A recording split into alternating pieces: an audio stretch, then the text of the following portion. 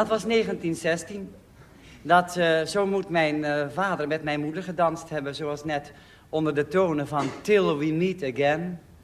Met dat verschil dat zij zich nooit meer gemeet again hebben. Nee, want in 1917 kwam ik in ene. Ik was een beetje een Bijbels wonder. Ja, mijn moeder liep 3 maanden om een stadhuis en toen was ik er ineens. Daar is geen Jozef aan te pas gekomen. Want ze moesten Jozef niet hebben en zodoende dan. Ja, ik ben dan ook geboren in een stalletje van Bethlehem in de Vondelstraat. Ja, in het huis voor gevallen vrouwen. Ja. Ja, daar heb ik toen een jaar moeten blijven. In dat huis voor gevallen vrouwen. Want de gevallen vrouw moest namelijk in die tijd bewijzen dat ze voor het gevallen kindje kon zorgen. Hè? En dan moest je daar een jaar blijven. Langer mocht ook niet, want dan waren ze bang dat de kinderpsyche aangetast werd door al de gevallen vrouwen eromheen. En dan werd je weer weggestuurd. Dat was erg pedagogisch in die dagen. De dames en heren blijven binnenstromen. Geef nog maar even een lichtje, want het is zo akelig. Doe die zaal nog maar 1 keer aan het ziet en dan staan ze al die schatten te wachten. Gaan we kijken waar u zit. Ik was net geboren in het huis voor gevallen vrouwen, dus u heeft niet... Er komen er 5 binnen. U heeft niets gemist. Gaat u gauw zitten voor u valt. Ja. Ja. Waar waren wij gebleven? Ja, dat ik uit het pensionaat kwam.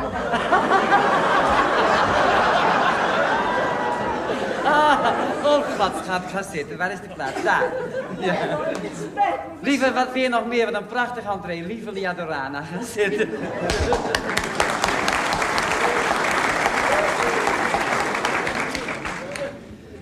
Zo, dat was dat. Nou, en toen ben ik dus van dat gevallen huis ben ik toen naar mijn tante Cor gekomen. Ik ben toen bij een tante Cor in huis gekomen. En mijn tante Cor heeft mij verdere opvoeding ter hand genomen. Ik mag wel zeggen fix. Zij was een fikse Jordaanse vrouw met een scheiding in het haar en een ui in de nek. En, ja, dat noemde je in die dagen een ui, een knot. En ze had zwarte baaien kleren aan, zwarte baaien tot hier met een klein roesje. En zwart en alles wat eronder zat was allemaal zwart. Zwarte kousen, zwarte schoenen. De rest heb ik nooit gezien, want ik was nog te jong. En die heeft mij opgevoed. En die had met mijn moeder 1 ding gemeen. Ze waren allebei ziek van de schone kunsten. Mijn tante was filmziek en mijn moeder was toneelziek. En mijn tante had een innige verhouding met Rudolf Valentino in die dagen. En mijn moeder had hetzelfde met Louis Bouwmeester. En mijn tante ging dan ook elke week naar de Edison, op de Heilige Weg. En dan ging ze naar Rudolf Valentino. En dan was ik zo'n kleine ukkepuk. En dan kwam ze thuis en dan zei ze... Ik heb Rudolf Valentino weer gezien in de Zeik. En dan keek ze me aan en zei ze... Dat kind hier is net Valentino in de Zeik. En dan moest ik een handdoek om mijn kop doen. Zoals ze deden, doe eens een handdoek om je kop. En dat zal ik u even laten zien. Dan moest ik een handdoek om mijn kop. En dan was ik net Valentino in de Zeik. Nou, wel in de Sheik weliswaar, hè. Want mijn tante was niet zo bedreven met de SH. Van de NV had ze nog nooit gehoord. Ja. En dan stond ik in de keuken met dit en dan zei ze... Het is sprekend Valentino in de Zeik. Ja. En dan kreeg ik de week daarna een klein handdoekje en dan was ik de zoon van de Sheik. En de week daarna had ik een hoedje op en was ik de dochter van de Sheik. En mijn moeder die hield het meer op Louis Bouwmeester, op de Shylock, en de Prodomo.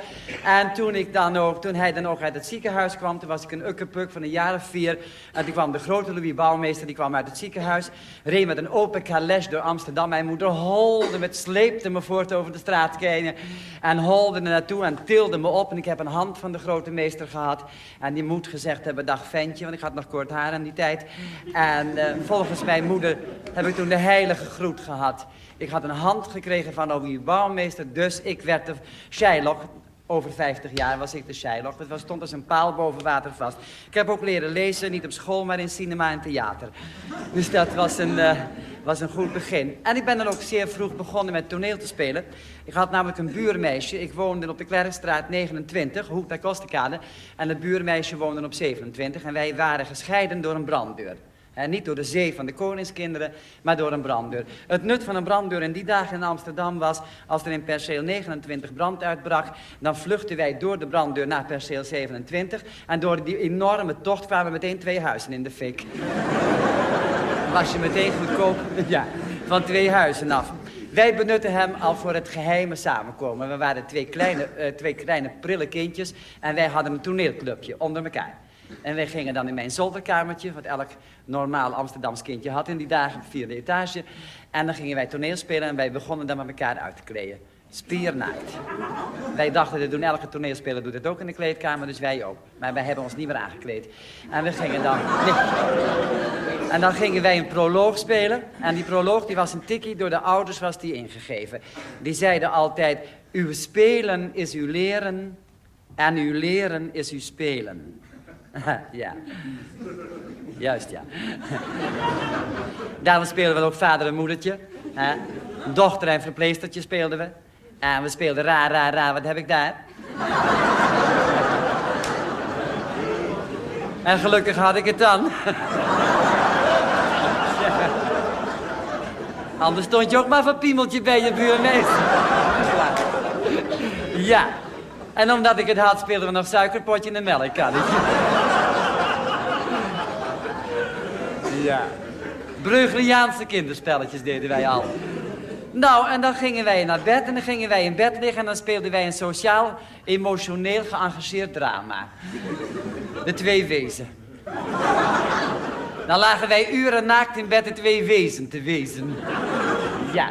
En dan hadden wij geen kleren. Naderhand, toen ik ouder werd en alle narigheid meemaakte, dan dacht ik, wat waren wij toch voor de tijd eigenlijk, hè? Want ja, die twee kinderen, die arme Parijse straatkinderen, die hebben geen subsidie om mooie, dure kleren te kopen, hè? En ook geen vodden, want in de eerste act hebben ze vodden, in het eind hebben ze mooie kleren, maar we hadden helemaal niks, dus wij speelden dat gewoon naakt, hè? En we dachten ook, nou, als je er dan niks van begrijpt, dan kun je tenminste wat zien, niet? Ja. Om een ander woord niet te gebruiken. Nou, en als dat, ja... Een beetje keurig avond, ik let het nog even weg. Kom straks.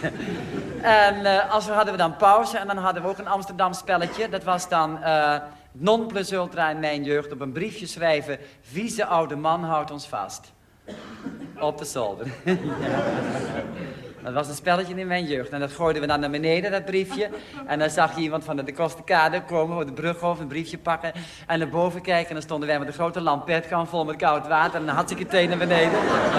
En dan holden wij in onze blote billetjes naar perceel 27. En dan gingen we weer door. En dan speelden we het nog een paar uur. Nou, toen werden we iets ouder. En toen vonden we de twee wezen kinderachtig worden. En dan speelden we Adam in ballingschap. Ja, Adam uit de ballingschap. En zonder de ballingschap. En toen deden we een musical. We hadden een musical in mijn jeugd, want het is ook niet van nu. De musical is al heel oud. We hadden een musical. Misschien kent u het nog. Hij kent het. Kijk eens, daar komt die schat. Tony Schieverstijf.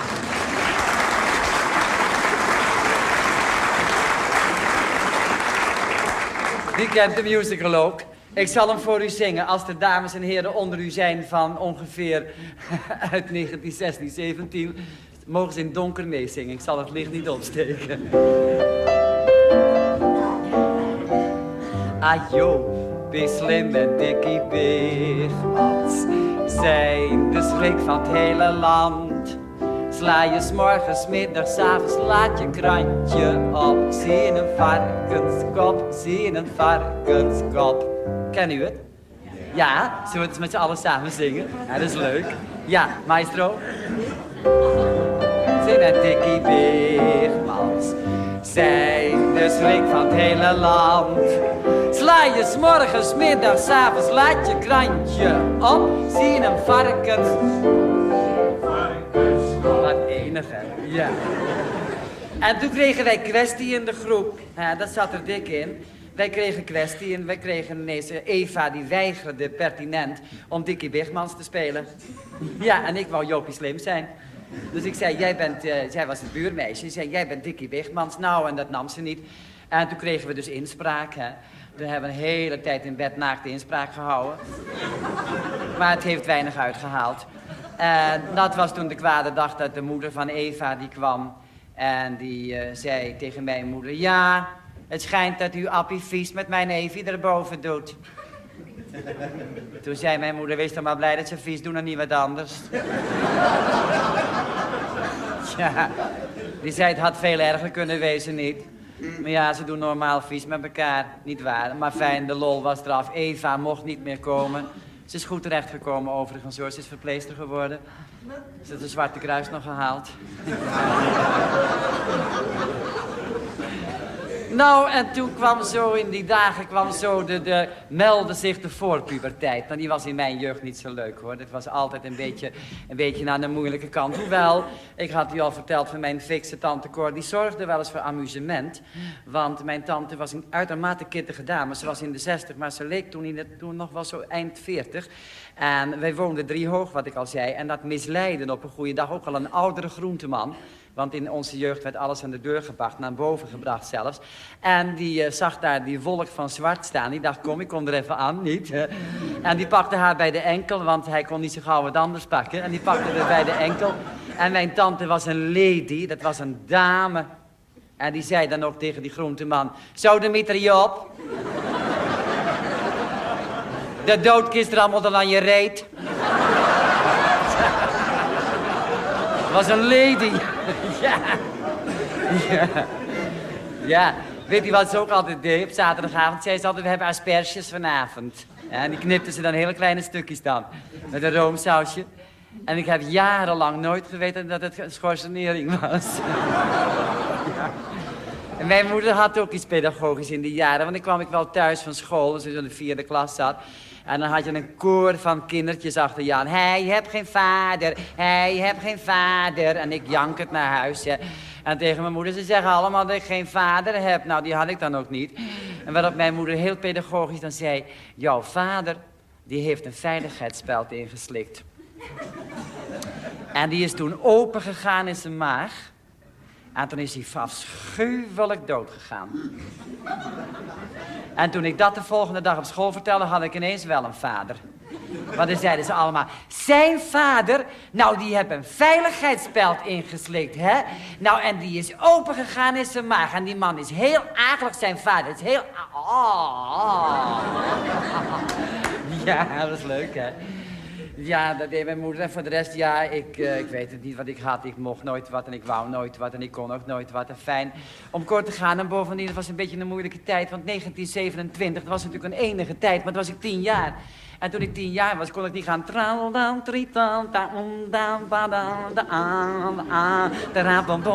Dat kon helemaal niet, hè. Maar dit heb ik gemist. De tijd van de Charleston kon ik niet doen. Veel meer in de tijd van die praterbluen, zo'n wieder die verdammte bomen. En wat kan der Siegesmund dafür, dat die kerel niet schön is? Nou, dat was ik ook niet. Ik had altijd een pegel aan mijn neus. Ja, en ik was altijd verkouden. En altijd verlegen. En als ze naar me gingen kijken, moest ik huilen. En ik wou nooit wat en ik kon nooit wat en ik mocht nooit wat. En van de lagere school moest ik naar de MULO. En van de MULO werd ik teruggestuurd naar de ULO.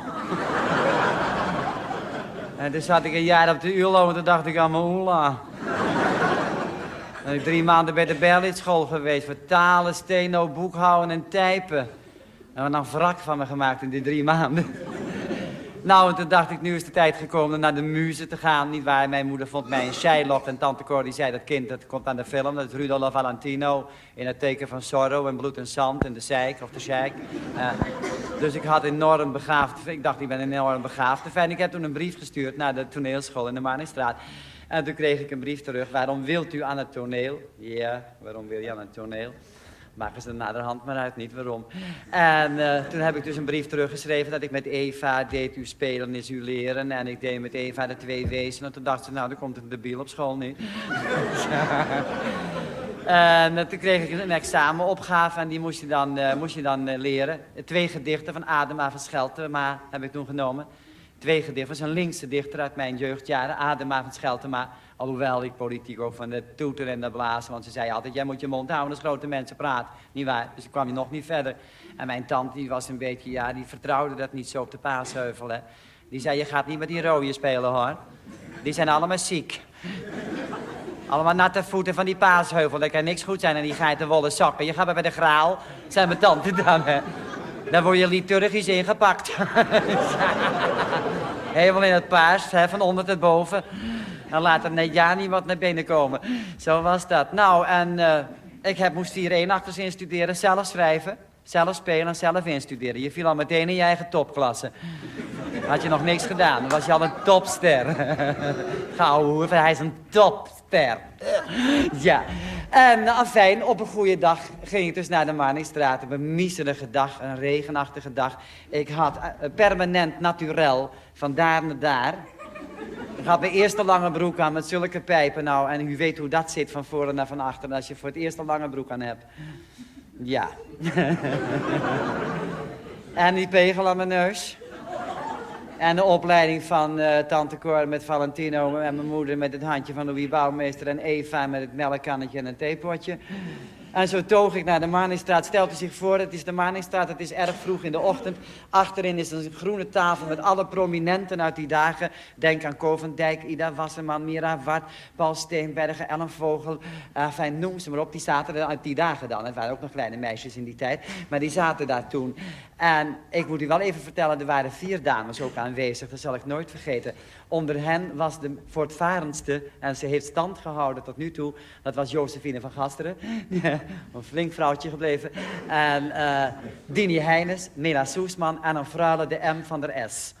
Nou, die heeft het maar 1 jaar gedaan en die heeft het gedaan om vonden te laten vallen in de salon. Dus die is gauw weggegaan na 1 jaar. En ik was erbij en ik kwam binnen naar beneden in het zaaltje en Josephine van Gasteren zei, zeg jij je gedichten eens op? Wat ik deed, LUL. En dus nou, ik vind het heel lelijk, zei Josephine. Nou, ik kom op, wacht even. Ik zal het even laten zien. Ik had ook nog nooit schijnwerpers gezien. En een toneeltje, dat was een deur hier en een deur daar. 2 blinde ramen hier, een bloemetjesbehang en een doodstille zaal met een groene tafel. En de rest, ik kwam er zo op, had nooit schijnwerpers of wat dan ook gezien. Dit beeld van de toekomstige Shylock werd de dames en heren van de jury vertoond.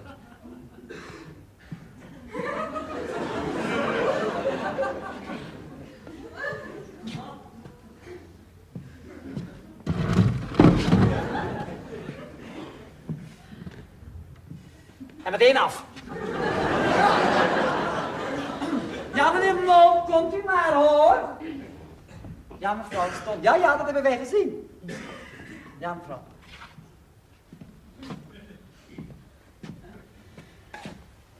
Ik ga voor u voordragen 2 gedichten van Adema van Scheltinga. En het eerste gedicht van Adema van Scheltinga is getiteld Bloempje. Ach, heb toch altijd ergens wel een beetje bloempjes staan? Zij doen toch altijd wel ergens?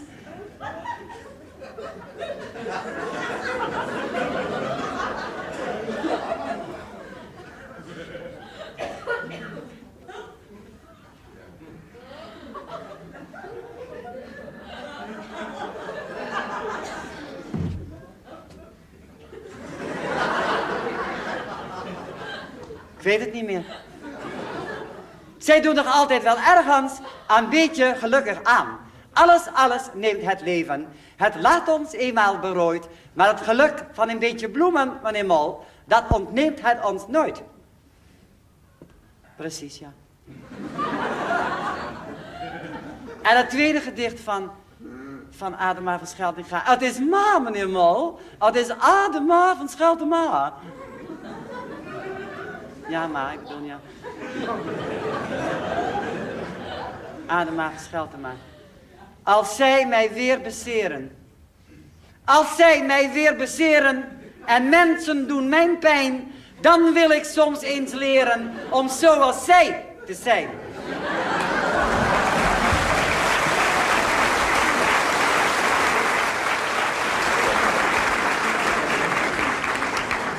Ja, meneer Mol, komt u maar weer, hoor. Ja, mevrouw, ik was er, ik stond. Ja. Ja, dan komen nu de schetsjes. Ja, meneer Mol. Maar ik moet u zeggen, ik heb 1 schets veranderd. Oh, meneer Mol, toch?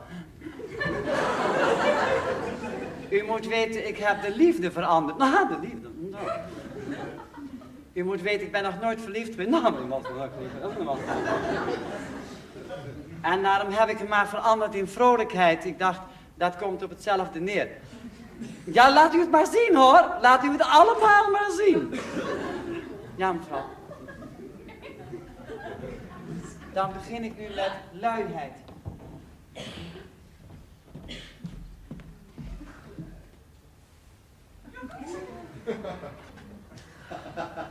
Wat ben ik moe? Ik ga weer naar bed.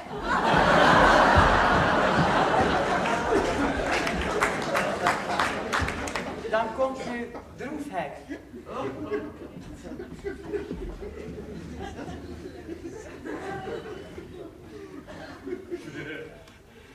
Speel ik vanmiddag met mijn hond op de zuidelijke wandelweg. En toen stak hij ineens over. En toen kwam hij onder een motor. Bijna.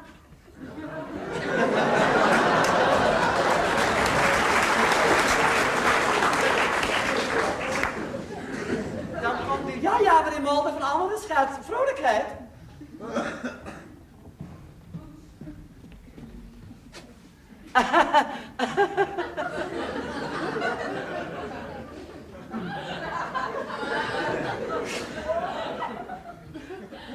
Ik heb vanmiddag zoiets geks gezien.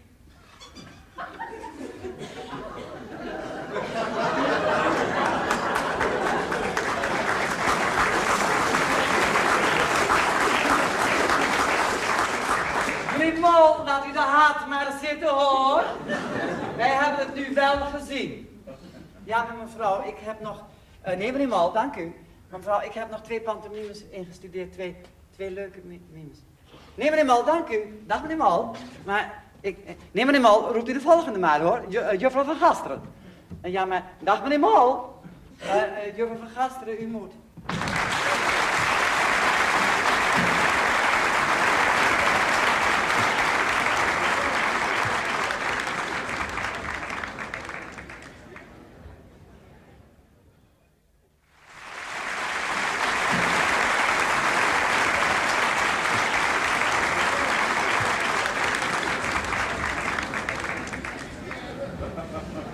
Ach, gut. En toen kwam ik thuis en toen had mijn moeder met tante Cor een grote taart laten bakken. Bij een overgevoelige banketbakker in de Klerkstraat. Ja. En die had er eigenhandig opgespoten. Hartelijk gefeliciteerd. Daar heb ik toen een enorme Jens opgegeven op die taart. En toen begon er een hele lange verdrietige tocht door Amsterdam. Mijn moeder gaf haar Shylock-complex niet op. Die dacht, hij zal een Shylock worden. En toen gingen we naar de ene voordrachtskunstenaar naar de andere. De eerste begon met mij. Wij edelingen blij van geest. Nou, tot de kerk kwam ik niet eens. En het hoge feest heb ik nooit meegemaakt, want ik was alweer janken geblazen van hier tot over het feest. En de tweede die begon met Constantijntje, het zalig kindje, het cherubijntje van omhoog. De ijdelheden hier beneden uitlacht met een lodderoog. Nou, dat was een goede oren gezegd. Ik had meteen weer 2 lodderogen. Nou ja, toen gaf moe het maar op. Die dacht, het wordt geen Shylock, dus weet je wat. We maken er maar een Nijinsky van, dacht ze. Want het wordt niks, dat kind moet helemaal niet praten. Die is veel te nerveus en veel te zenuwachtig. En die bracht mij naar de balletschool van Lily Green. En dat was een oase van ontspanning. Dat was een spanningsloze, lieve atmosfeer. Alle meisjes waren lief. Alle jongens waren nog verlegener dan ik. En je zag eigenlijk het verschil helemaal niet. Het was zo lief. Ja. En ik hoefde niks te zeggen. En Lili zei dan gaan we nu op de muziek van Tambourijn, van Jean-Philippe Rameau, gaan we doen Vang de bal, ik heb je al. Is dat nou niet lief als je in elkaar zit, helemaal gekrampt? Met meisjes en jongetjes, allemaal van één geslacht, in het danswereldje. Vang de bal, ik heb je al. Dat ging zo. En stuiter, stuiter, stuiter, gooi en vang. Stuiter, stuiter, stuiter, stuiter, stuiter, stuiter, gooi, vang. Ja. En dan hadden we ook iets van, vrolijkheid hadden we dan, maar een heel ander soort vrolijkheid. Dat vrolijkheid in de danswereld, je hebt altijd van die bepaalde benamingen. Hè? Dan zei tante Lili, we mochten haar tante Lili noemen, die zei dan 2 naar beneden en 2 naar boven en 2 naar beneden en vrolijk zijn. 2 naar beneden en 2 naar boven en 2 naar beneden en vrolijk.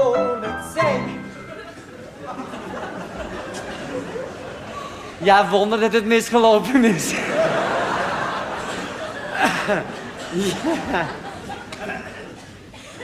2 naar beneden en 2 naar boven en 2 naar beneden en vrolijk zijn. Vraag ik je toch. Ja, en dan zeiden ze wel eens tegen je moeder in die tijd, dat ze zat thee te drinken met haar vriendinnen. En die hadden zonen en die studeerden, ja, notaris en arts en noem het maar op allemaal. En dan zeiden ze, mevrouw, uw zoon? En dan zei mijn moeder, mijn zoon danst. Ja, en dan werd het net zo stil als nu.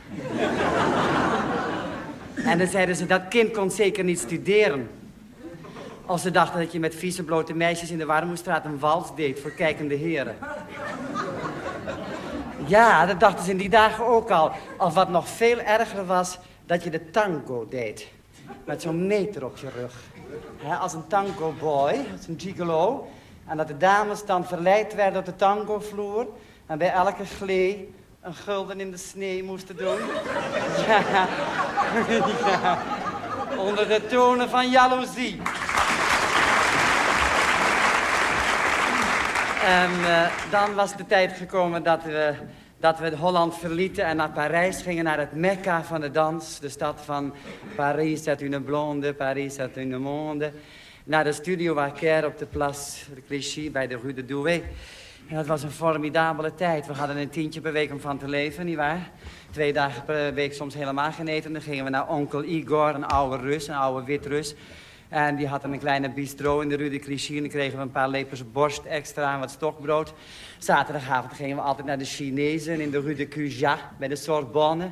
En dan gingen wij Chinees eten. Omdat het namelijk zo was dat als je een paar schotels bestelde en je was met een heleboel, dan legde je frankje bij frankje. En dan kreeg je à discrétion, zoals het heette, rijst en thee.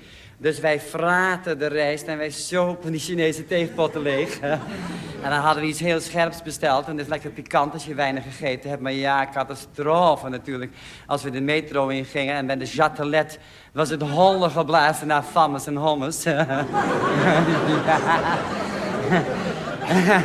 En dan deponeerden wij de hele Chinoiserie in de Franse potterie. Ja. En dan gingen we weer hongerig naar bed. Ja, en dan had je dus, als je dus weinig geld had en je was 3 uur per dag op les en alles nog, wat moest je er toch wat bij verdienen, hè? En dan had je dus ook in die tijd, had je de snabbel, alleen was dat een snabbel distingué, want de Franse snabbels waren très distingué, want je kreeg er nooit ene moer voor betaald. In tegenstelling tot nu. Maar ja, dan had je dus ontzettend veel hele stiekeme dingen. Je mag het niemand zeggen, maar je moet ergens gaan auditioneren. Je gaat ergens voordansen en dan krijg je weer een baantje. En op een goede dag zeiden ze tegen mij, je mag het niet te veel mensen vertellen, want anders hebben we weer niks. Maar er is een audition in de Rue de la Paix nummer 12. Rue de la Paix nummer 12. En dat is een van de duurste straten bij de opera. Allemaal bonszaken, juwelen. Dan denk je, oh, dat is een rijke, vrije productie, hè? Zonder kranen, de kranen en de kranen, denk je dan. Ja. Dus ik vloog met mijn natte dansgoed in de metro en ik kwam weer bij de opera weer uit. Holde naar de Rue de la Paix nummer 12. En die hele grote koperen knop, ik bel aan op mijn mooie Frans. Je viens pour l'audition. Oui, monsieur, premier étage à gauche, naar boven hollen. En ik kom in een vrij lange, dunne voorkamer te zitten. En ik zie allemaal nogal robuuste mensen zitten, mannen en vrouwen. En ik was de enige tengere figuur. Ik denk, nou, ik ben de enige Pavlova vanmiddag hier. Ja. Dus dat zal best gaan. En ik hoorde af en toe wat zingen. En ik denk, nou, dat is dan zeker voor de opera. En dan heb je of de operette, weet ik veel. En dan hoorde ik weer... En ik schoof een beetje mee op. Ik zag, er is nog steeds niemand. Ik denk, nou, dat wordt bij mij lekker 2 pirouetten op de knieën uitkomen. Een sprongetje naar klaar en aangenomen, niet? Ja, zoals het in het jargon heet, tombé par de bréglissaat assemblée en ik ben binnen. Ja. En ik nog een keer hoorde van... Nou,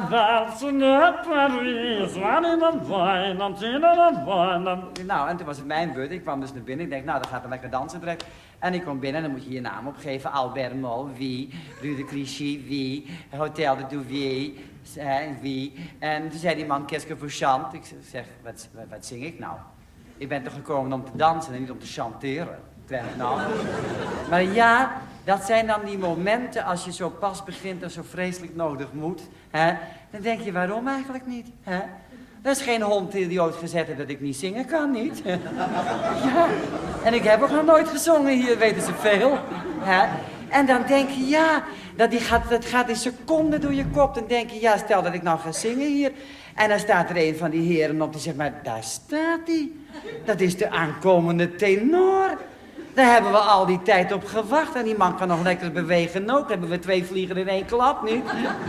Dat denk je en dan denk je, ik kom in de Châtelet te staan en ik zing de hele in Weißen Russel in Frans aan elkaar. Hè? Ja. En ik ga terug naar Amsterdam, naar de kleine zaal van het Concertgebouw. En dan zing ik, wer rijdt zo spät durch Nacht und dem Wind? Hè? Stand die Annie und das Kind. Ja, dat denk je dan niet waar. Dus ik zeg, ah oui, zei ik hoor. Je chante, zei ik. Le jour et matin, je chante, zei ik. Hè. Met straal, net ook. Hè. En toen zei die man, wat zingt u dan? Bent u tenor of bariton? Ik zeg, oh non. Ik zeg, oh, non. Ik zeg, moi j'ai chanté à l'église. Hè. J'ai chanté à l'église, de pensionnate Sint-Louis de Amersfoort. Ja. J'ai chanté pendant 6 ans toute la liturgie ensemble. Nou, je dacht, er staat een Weense zengerknaap, dachten die mensen ook, hè. En ik zei, ja, hè, j'ai chanté, halleluja, halleluja, halleluja. De Mozart, hè, zei ik, dacht, kom, ik gooi je muzikale emmer omver. Ja, en ik heb gezongen van die Himalruhan, ja, zie, kan eren. Nou, daar waren 7 stom van, hè, dat hoorden ze niet elke dag in Parijs. Nee, ik zei de Beethoven, zei ik toen nog ook, hè. En ik heb gezongen Christe eleison en Kyrie eleison en die andere eleison heb ik gezongen. Alle 3 in elkaar en uit elkaar heb ik ze gezongen.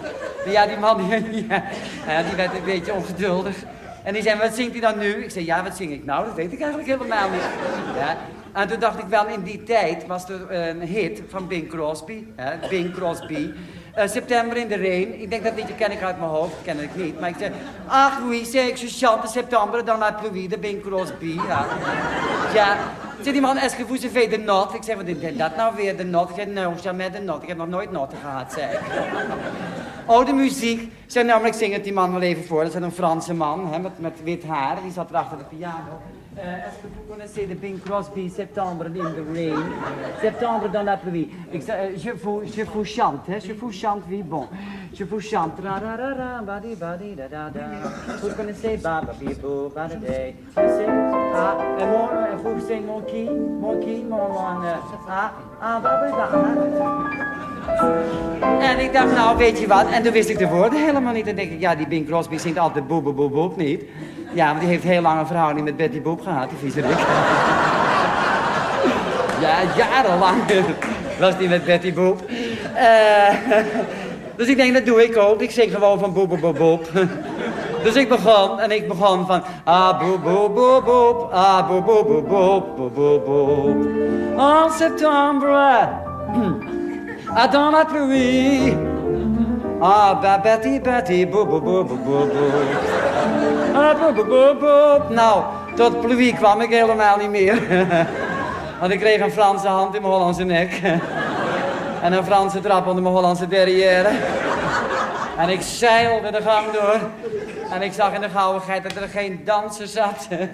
Hadden ze hem in de maling genomen, die krengen. Ja, dat is een mooie tijd, Parijs, om nooit te vergeten. Ik zou u nou een paar kleine Amsterdamse verhaaltjes vertellen, een paar kleine Amsterdamse sprookjes. U weet hoe Amsterdammers zo direct dingen tegen je kunnen zeggen, zonder je te bezeren, maar het treft wel. Ze hebben zo van die verdrietige ogen als ze dat zeggen tegen je. Maar het is wel erg leuk. Zo heb ik eens een keer gehad. Ik gaf les op de cabaretschool aan een plekje iets aardigs aan. En die cabaretschool was in de Jordaan, in Palindergracht. En ik had een nieuwe regenjas gekocht. Een mooie nieuwe regenjas met een fluwelen kraagje. Een onmogelijk ding. Goed, ik trok het aan. Er stond Patou van binnen. Ik dacht, dat is ook mooi. Niemand kan aan de buitenkant zien dat de Patou van binnen staat. Dus ik loop met het mooie nieuwe regenjasje, loop ik door de Jordaan, de grote Jordaan langs. En die zegt, zo Marietje, heb jij een nieuwe regenmanteltje aan? Zeg ik, ja, die heb ik van je broer gekregen.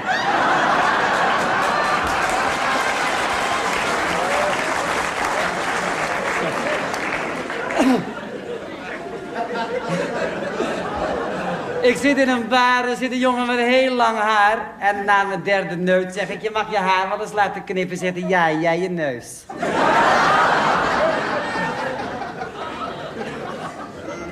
Ik heb het gehad, het was nog in de tijd dat we alles hetzelfde aantrokken. Tenminste, ik wel.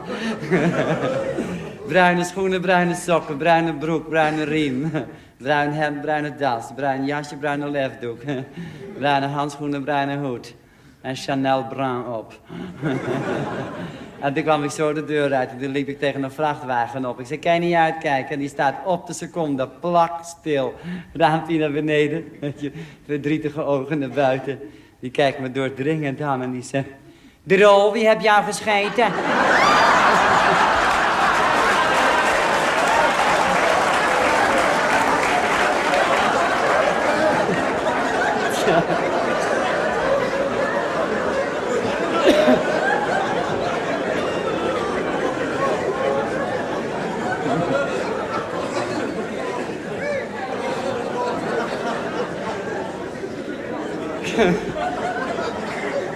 Ik heb verleden week pannen gehad met de auto.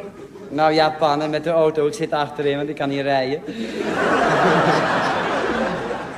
En we stopten voor een grote fabriek in Amsterdam-Noord. En het was net in lunchpauze. En er stonden 20 of 25 fikse heren in blauwe overalls. En ik kwam de auto uit, nou het hek was van de Dam. Het was meteen van, hey Appie, wie van de drie? Wie van de drie? Ik zeg, ja, spijt me, dit zal helaas een onvoltooide mop blijven. Want ik kan moeilijk zeggen, wil de waarde opstaan.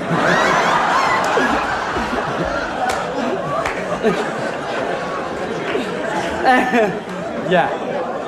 Oh ja, u weet. Ja. Soms hoor je achterin iemand ineens gillen, want dan is die waarde ineens iets later terechtgekomen. En dan is er altijd een lollige broek is er bij elke kleine gemeenschap, zo ook hier. Dus er was ook een man, die is altijd groot met hele leuke ogen. En die zei, hey, ben ik niks voor wie van de drie? Hey, ben ik niks voor wie van de drie? Dan moet ik u vertellen, dit is een soort, ja, ik weet niet wat ze het allemaal doen, een soort koperen, weet ik veel. Maar dan lag namelijk een koperen beeld van enorme afmetingen. Iets van 20 bij 25 lag er een koperen naakt van een vrouw op de grond. Enorm! En er stonden al die mannen achter en toen zei hij, hey, ben ik niks voor wie van de drie? En toen zeg ik, jawel. Nou, wat dan? Ik zeg, nou, wat moet ik dan doen? Ik zeg, nou, moet je goed opletten. Ik zag hem zo staan van het enorme koperen naakt. Ik zeg, dan zeg je, mijn naam is Jan van der Brink. En mijn beroep is kopernaaier.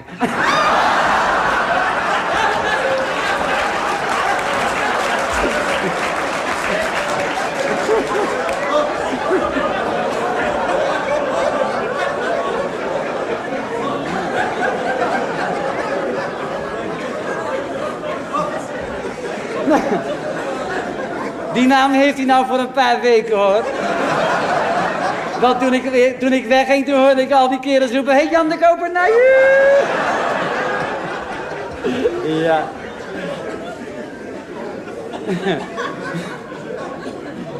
Je hebt ook wel eens...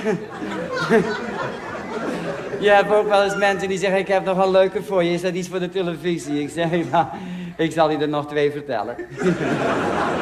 De ene is namelijk, je moet weten, dat is verleden maanden geleden, in juni, zijn er de nationale zwemwedstrijden geweest in Italië. Hè? En daar, in Italië, ja.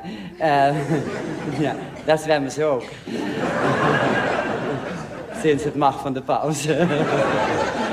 En het was de 200 meter vrije slag dames. Hè? En dan hadden er 6 voor ingeschreven. En dan die mensen met de notulen en die man met het schot, die gaan allemaal kijken naar blok 1. Nou, dat ziet er goed uit. Jaar 20 en 18 jaar, 16 jaar, 17 jaar. En ze komen bij blok 6 en er staat een hele oude kleine Opel.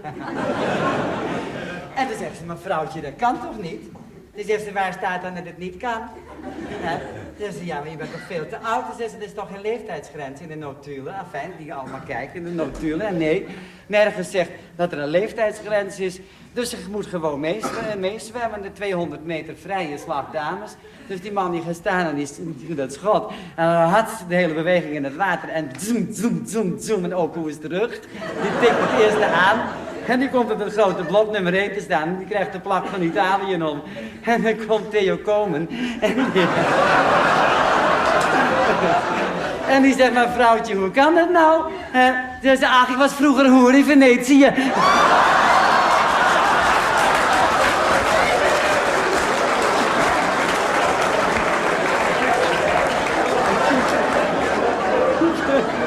Ik zie dat al die gondels door. Nou, toen was Theo Komen ook even stil. Ja.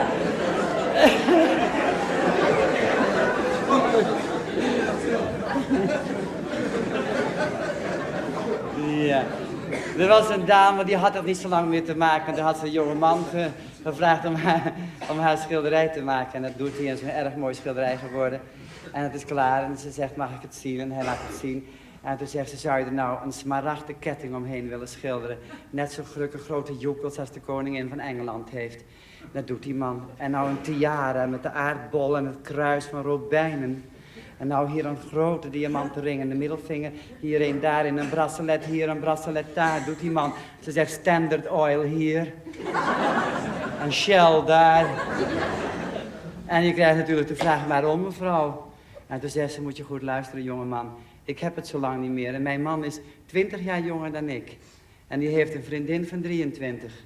En als ik er niet meer ben, en dat schilderij hangt in de eetkamer, dan zegt het kleine kreng elke dag, wij zijn die verdomde juwelen gebleven.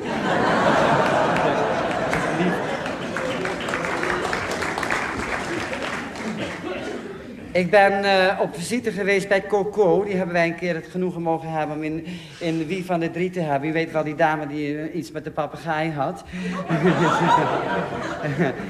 Die Duitse papegaai, omdat ze dame Coco heet. En toen vroeg ik er iets, en van de stripteaseuse was dat. En toen zei ze, ach man, is toch ouderwets. Nee, ze toen. Dan ben ik naar naartoe gegaan, na afloop. En mag ik wel een beetje milder licht hebben nu? Nee, dat is te mild. Te mild. Trek maar weer op. Ik ben al zo lang bezig, ze kunnen ook net zo goed alles zien en met het haardbelicht me niks geven. Doe het maar weer op, anders zien ze de mime niet. Je moet kiezen of het lijf of de mime. Nou, dan de mime en het lijf maar bij elkaar. Ja. En toen zegt ze, dan heeft ze mij de striptease geleerd. Ze zegt, nou, als je niks te doen hebt, kan je altijd nog een broodje andersom ermee verdienen niet. Ja, ik ben ook wel eens op het hippe pad geweest, maar dat heeft weinig zin. Ik heb namelijk eens een tijd geleden de Shocking Blue, dat zal u wel bekend zijn. Die werden 5 platina platen uitgereikt en 5 gouden platen uit Amerika. Niet uit Holland, maar uit Amerika. En die vroegen mij of ik dat doen wou. Wat natuurlijk ontzettend leuk was. En het was in het Hilton Hotel in Amsterdam in de Fietsotheek. Toen dacht ik, dat wordt de hele... Nou, ik zeg het een keer, dat fucking in-crowd. En ik ga er op hip naartoe. Een goud jasje gekocht en een paar ringen aan en een ketting om en een zonnebril op en een flaphoed op. En ik kom de deur uit, komt een Amsterdammer alweer voorbij. Die zegt, zo, ouwe paradijsvogel. Ja.